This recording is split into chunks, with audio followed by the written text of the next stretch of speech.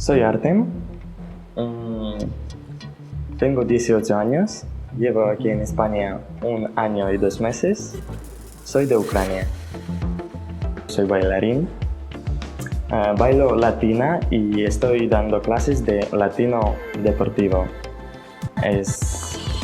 Latino tiene 5 bailes: cha-cha-cha, samba, rumba, paso doble y jive. De latina aquí en Bilbao no hay mucho, casi no hay, ninguno.